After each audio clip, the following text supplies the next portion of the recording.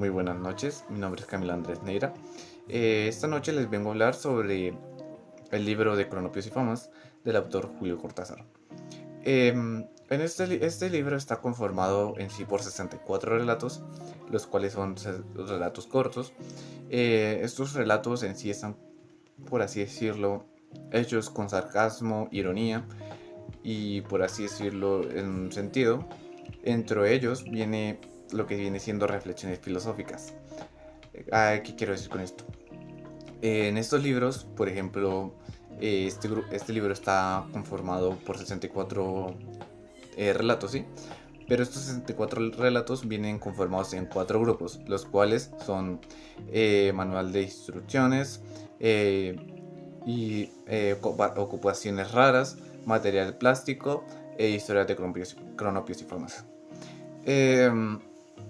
En sí, manual de instrucciones, en esto nos trata más como de cómo respirar, cómo abrir una puerta, cómo abrir una nevera o cosas así, por ejemplo, por el estilo.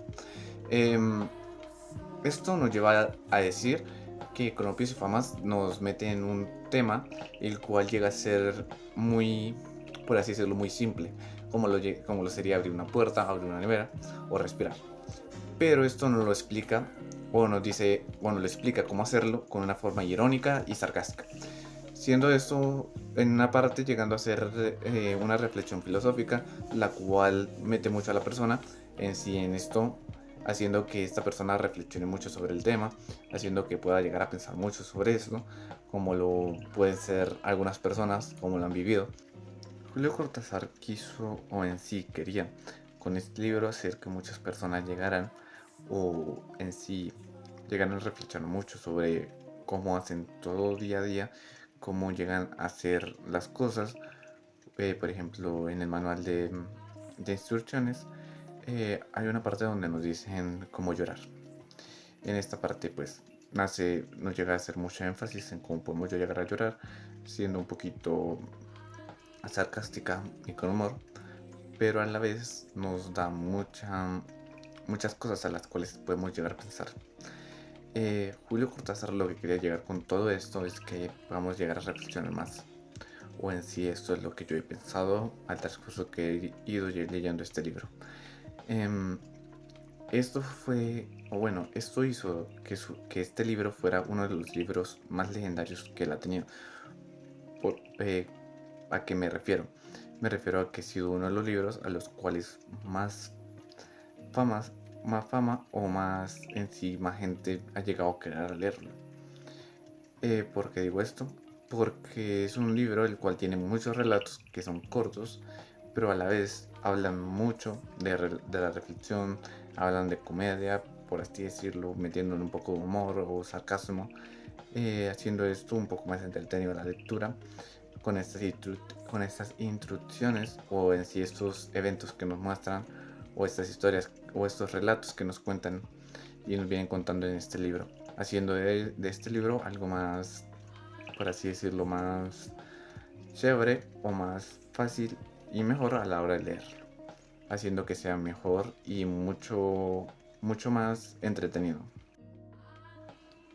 Ya al haber terminado de hablarles de este libro, por así decirlo, hacerles una reseña, una idea de lo que puede llegar a ser este libro, vamos a pasar a un bonus, el cual es un cómic, el cual se llama Kimetsu no Yaiba o el Demon Slayer.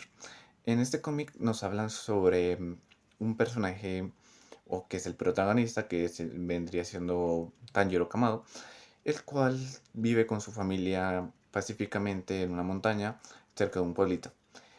Por este pueblo, o en sí en el mundo, existen demonios, los cuales son gobernados por Musan, que es el demonio más poderoso, o en sí el primer demonio que hay, o que hubo en su tiempo. Ya que este fue convirtiendo poco a poco a más gente en demonios, siendo esto al transcurrir de miles y miles de años. Em, en esta historia nos cuentan la historia de Tanjiro, cómo fue poco a poco creciendo desde que tenía 15 años o 14 años aproximadamente, que fue creciendo y haciéndose más fuerte a tal hecho de llegar a convertirse en un cazador de demonios.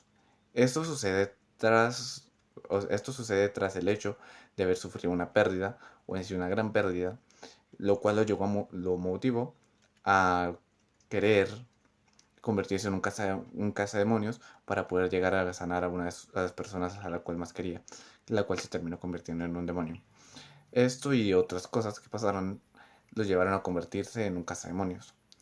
Esto lo hace más que todo por el pariente, que se convirtió en un demonio, que vendría siendo su hermana. Al transcurrir la historia nos muestran más personajes y nos hablan más de ellos.